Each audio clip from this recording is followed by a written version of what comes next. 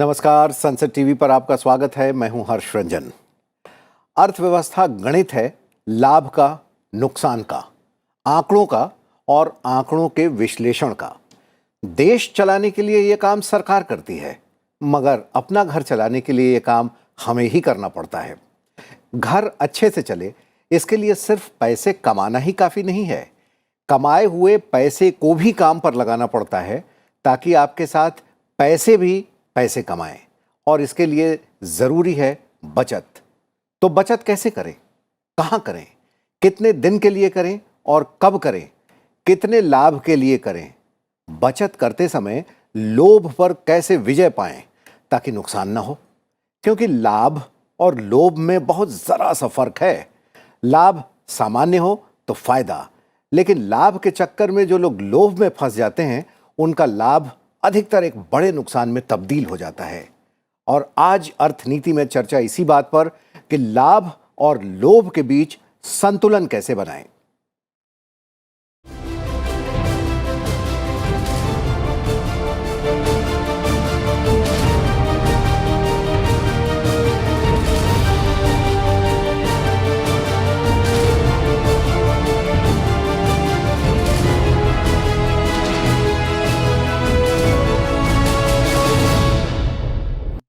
सरकार भी चाहती है कि देश के जो नागरिक हैं वो बचत करें ताकि उनका आर्थिक भविष्य, उनके बच्चों का आर्थिक भविष्य, उनकी शिक्षा, उनका स्वास्थ्य सुरक्षित रहे।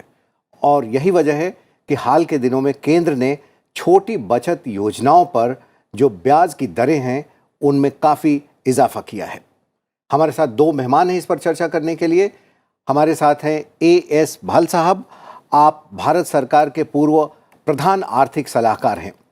और हमारे दूसरे मेहमान हैं अशोक बिशन दास। नमस्कार जी। आप IIPA में प्रोफेसर हैं, अप्लाइड इकोनॉमिक्स वहाँ पढ़ाते हैं। आप दोनों मेहमानों का संसद टीवी के खास कार्यक्रम अर्थनीति में बहुत बहुत स्वागत है।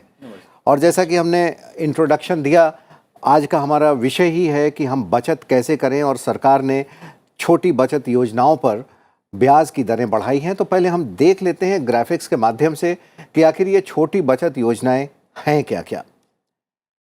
आइए देखते हैं। डाकघर समय बचत खाता, 5 वर्षीय डाकघर आवर्ती जमा, डाकघर मासिक आय योजना, मंथली इनकम, वरिष्ठ नागरिक बचत योजना, राष्ट्रीय बचत प्रमाण पत्र NSC जिसे बोलते हैं,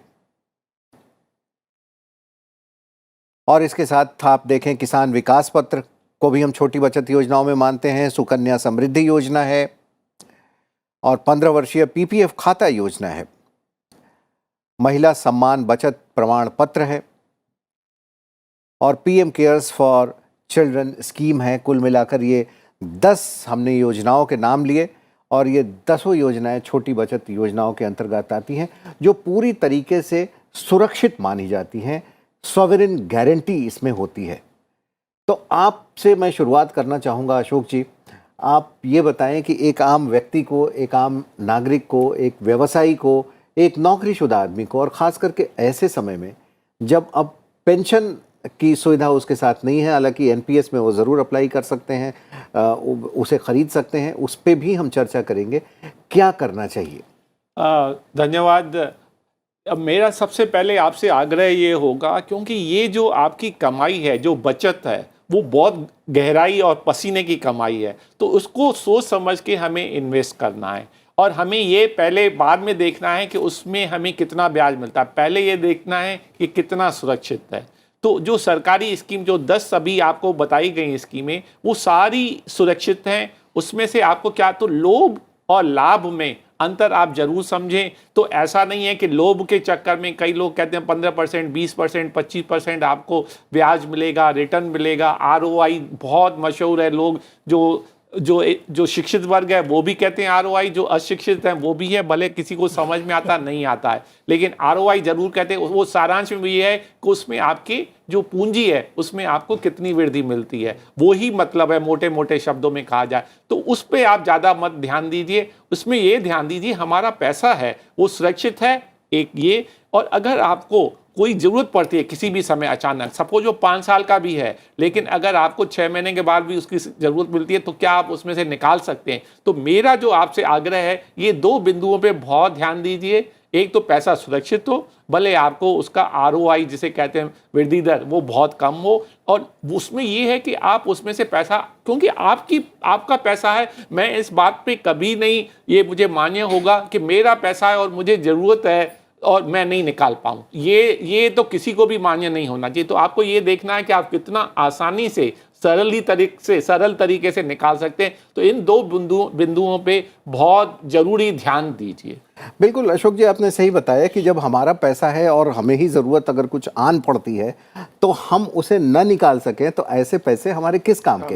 हालांकि इन 10 जो छोटी बचत योजनाएं हैं, इनमें कुछ स्कीम्स ऐसी हैं जिसमें एक लॉक इन पीरियड की गुंजाइश बनी हुई रहती है और उस लॉक इन पीरियड से पहले आप नहीं निकाल सकते हैं। किस उम्र में कौन सी योजनाओं में हमें जाना चाहिए, इस पे चर्चा करेंगे। लेकिन अभी हम भल साहब के पास आते हैं और आप भारत सरकार के प्रधान आर्थिक सलाहकार रहे हैं।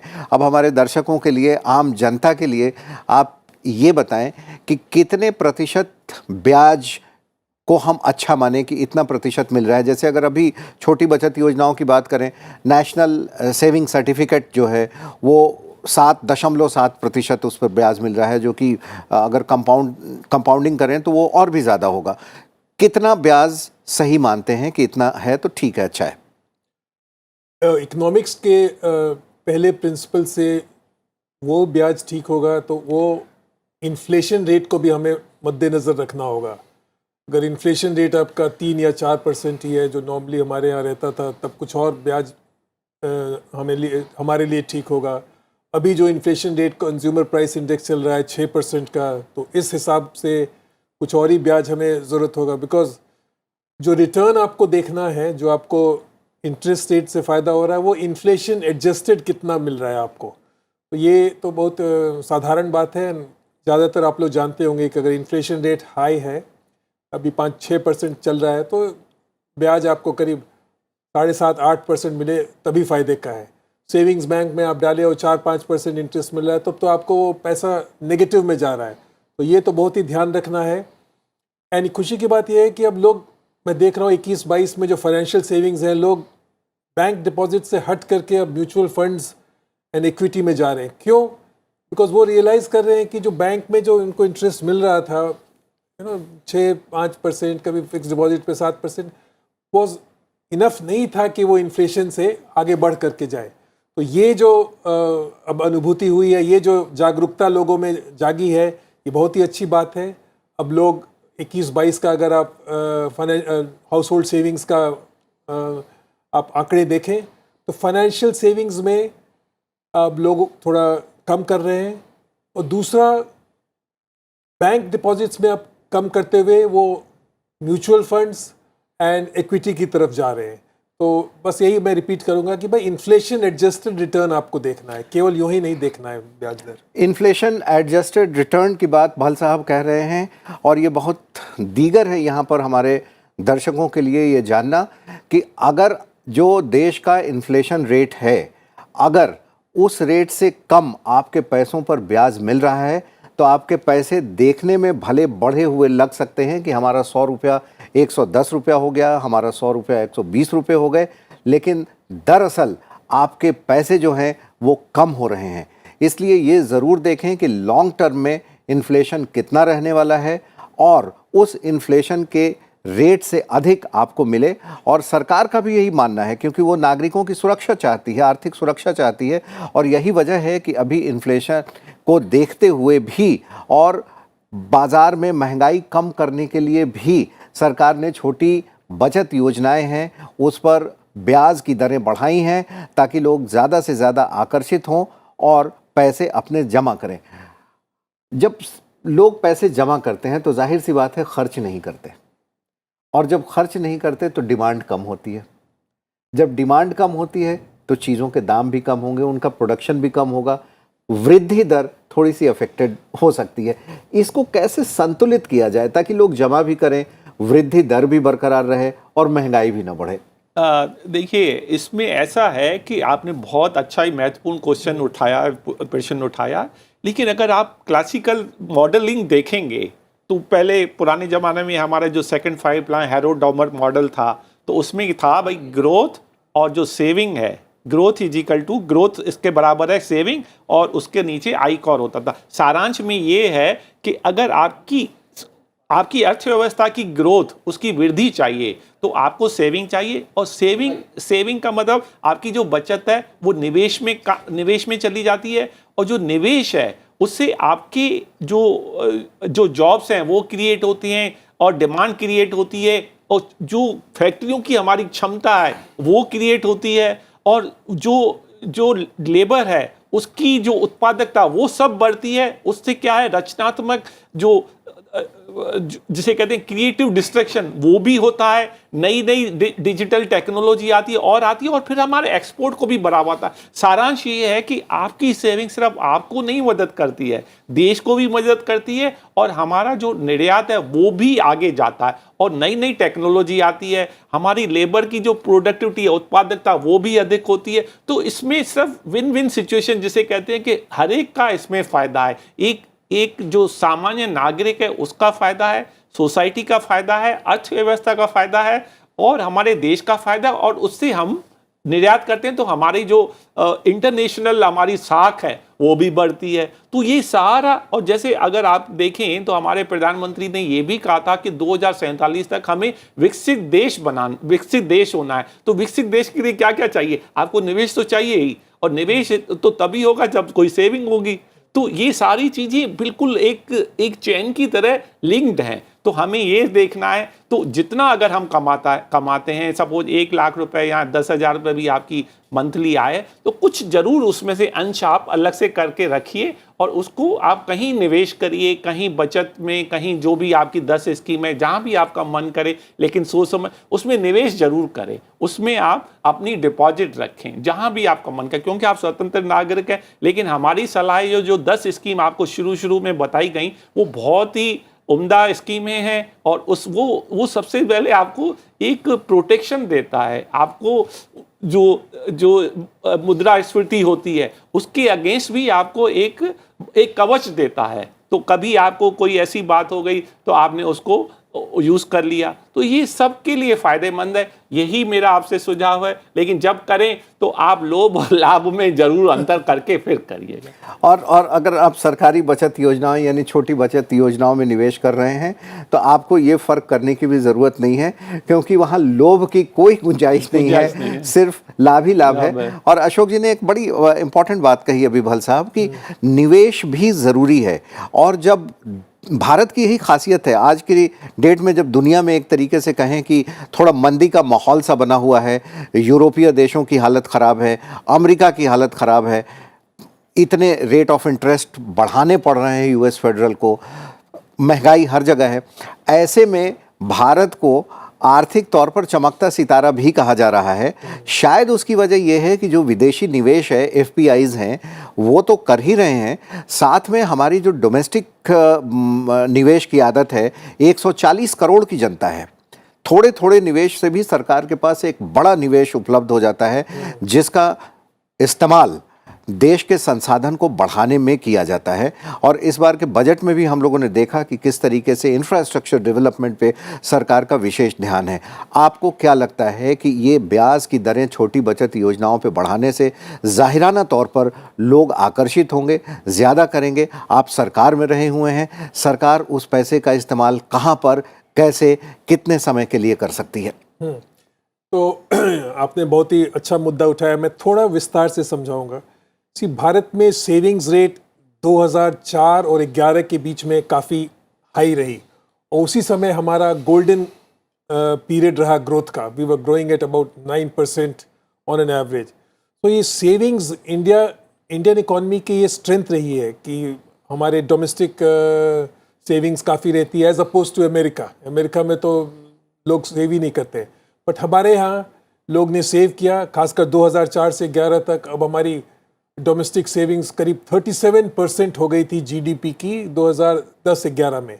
And through out this period, जैसे प्रोफेसर साहब बोल रहे थे कि वो सेविंग्स इन्वेस्टमेंट पे बदल जाता है और based on the capital output ratio हमारी ग्रोथ होती है।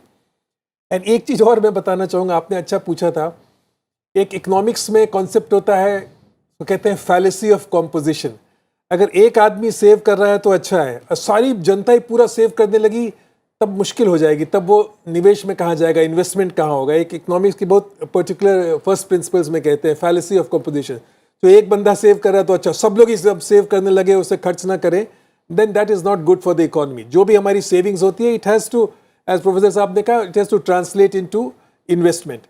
एंड जो आप पूछ रहे हैं कि अभी इंटरेस्ट रेट बढ़ाया गया, तो ऑब्वियसली उसका डायरेक्ट रिलेशनशिप होगा कि लोग की सेविंग्स बढ़ेंगी। पर फिर अगेन मैं ये भी बोलना चाह रहा हूँ कि 2021-22 में फाइनेंशियल सेविंग्स हमारी बैंक डिपॉजिट्स ये सब से हट करके इक्विटी कल्चर हमारे यहाँ बढ़ रहा है, म्यूचुअल फंड्स में जा रहा है, वो भी हमें ध्यान रखना होगा। But there is no denying कि अगर इंटरेस्ट रेट स्मॉल सेविंग्स में बढ़ेगा तो हमारी सेविंग्स बढ़ेंगी उसमें। ये बात एक बहुत महत्वपूर्ण बात है कि वो कहते हैं ना कि अपने सारे अंडे को एक ही बास्केट में नहीं रखना चाहिए, अलग अलग रखना चाहिए। और बचपन में मुझे याद है, जब मैं शायद स्कूल में पढ़ता हूँगा, पिताजी कुछ पैसे देते थे तो हमेशा ये भी सलाह देते थे कि कुछ पैसे इस जेब में, कुछ पैसे नीचे की जेब में रखिए, ताकि वो डाइवर्सिफाइड रहे कि अगर एक जेब कट जाए तो घर आने के लिए दूसरे जेब के पैसे ही हैं। और इकोनॉमिक्स में और इन्वेस्टमेंट में भी ये बड़ा काम आता है कि आप अपने सारे निवेश को उठाकर एक ही जगह नहीं डालें। आप से हम जानना चाहेंगे कि निवेश कहाँ कितना करें। अगर कोई 30 वर्ष की आयु में कर रहा है तो जाहिर सी बात है उसके निवेश का पैटर्न जो 50-55 साल के लोग हैं उनसे बिल्कुल अलग होगा, क्योंकि उनके पास टेन्योर लंबा है। क्योंकि हम प्लानिंग करते हैं पोस्ट रिटायरमेंट की, जब जॉब हम नहीं कर रहे होंगे तो हमारे पास कुछ आय के साधन बने रहें।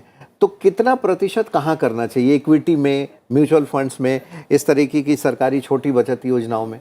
हाँ, ये डाइवर्सिफाइड पोर्टफोलियो तो ये बहुत ही, ये तो समय से बिल्कुल टाइम टेस्टेड है कि आप डाइवर्सिफाइड पोर्टफोलियो में रखिए। तो कुछ अंश आप अपना जो 10 स्कीमें बताएं उसमें देखिए। और जो यंग लोग हैं, जो 30, 35, 40 तक हैं, उनकी रिक्वायरमेंट थोड़ी अलग होती है, क्योंकि उनको इमीडिएटली उसको खर्च करने की आवश्यकता की संभावना की जो प्रबलता है वो कम है, इसलिए वो लंबे समय तक अपने लॉक इन पीरियड में जा सकते हैं। जैसे अगर आप 50 क्रॉस कर गए, 55 क्रॉस कर गए, तो कहीं जो माता पिता वृद्ध हो जाते हैं और बच्चों की शादियां हैं और भी इस तरह की जो पर्सनल चीज़ों की वजह से आपको एक अचानक पैसों की ज़रूरत पड़ सकती है और वो निकालने में आपको थोड़ा समय भी लग सकता है। इसलिए वो सोच समझ के, क्योंकि अगर आप जब यंग एज पे हैं तो आप लॉन्ग टर्म इन्वेस्टमेंट सोच सकते हैं। और जब जैसे जैसे आपकी एज 60 साल के नज़दीक आती जाती है तो क्या आपको मकान भी देखना, आपने बच्चों की शादियां करानी है, बच्चों की जो बहुत सारी आपकी जिम्मेदारियां रहती हैं उनका निर्वाह करना होता है। तो इसलिए उसकी जो ड्यूरेशन है, जो उसका लॉक इन पीरियड है, वो कम रखिए। और मैं हमेशा यही कहूँगा, जो ये 10 स्कीम बताई गई उसमें तो कोई लोभ की बात नहीं है, लेकिन और है जैसे म्यूचुअल में, फिर भी म्यूचुअल फंड है उसमें कुछ भी कहिए, भले उसमें रिटर्न आपको ज़्यादा आता है लेकिन रिस्क ज़्यादा उसमें थोड़ी सी, इन जो 10 स्कीमों के तुलना में उसमें रिस्क थोड़ी ज़्यादा है। तो ये हमेशा ट्रेड ऑफ रहता है, जितना आपको रिस्क ज़्यादा होगा उतना रिटर्न भी ज़्यादा होता है, लेकिन आपको एक उसमें संतुलन बनाए रखना है। तो ये डिपेंड करता है कि आप कितनी रिस्क लेने होते हैं। एक सबके लिए एक सामान्य नियम नहीं बन सकता है, वो आपकी मेंटलिटी के ऊपर है, आपकी कितनी आय है उसके ऊपर डिपेंड करता है। और अगर आप सरकारी महकमे में काम करते हैं या आपकी लिमिटेड इनकम है तो मैं उसमें ये कहूँगा कि आप उसमें ज़्यादा लोभ मत करिए, ज़्यादा रिस्क मत लीजिए। लेकिन कोई प्राइवेट सेक्टर में या मल्टीनेशनल में है, क्योंकि उनकी आय बहुत ज़्यादा होती है तो वो ज़्यादा रिस्क लेने में सक्षम भी है। तो ये सारे फैक्टर होते हैं, इनको ध्यान में रखिए और उसके हिसाब से करिए। लेकिन मैं ज़रूर कहूँगा कि अगर कोई यंग है 25 से 40 साल तक, तो कम से कम नहीं तो 25 से 30% अपनी जो आय है उसको टैक्स के बाद उसमें कहीं ना कहीं आप उसको निवेश जरूर करिए और वो आपको आगे चल के बहुत फ़ायदा देगा। और आपका जीवन अगर इस समय अपना आप जैसे कहते हैं ना, if you do not sweat now, अगर आप अभी पसीना नहीं बहाएंगे तो आपको आगे चल के दिक्कत हो सकती है। तो आपको इसलिए थोड़ा सा इस समय अपने आप को पसीना बहाना चाहिए। थोड़ा सा अपना बेल्ट टाइट करिए, 25 से 30% अपना निवेश करिए। लेकिन और भी फैक्टर होते हैं आपके, आपके माता पिता आपके डिपेंडेंट हैं क्या हैं, वो सारे फैक्टर हैं। बट एक मोटा जो थंब रूल है वो ये है, उसमें जरूर करिए और आपको 5-10 साल के बाद आपका जीवन बहुत फाइनेंशियल मैटर में बहुत आसान हो जाएगा। एक कॉन्फिडेंस देता है, एक सुकून देता है। एक सुकून देता है और आपको एक यस, जैसे आपने कहा, आपको अपने आप में बड़ा भरोसा रहेगा कि चलो कुछ नहीं है तो मेरा ये सेविंग तो है ही। और ये मैं पूछने ही वाला था कि अपनी कमाई का कितना प्रतिशत हिस्सा हम लगाएं, और आपने इस सवाल का जवाब दे ही दिया कि 25 से 30% लगाना चाहिए। यानी कि हमारी कमाई कितनी है ये महत्वपूर्ण नहीं है।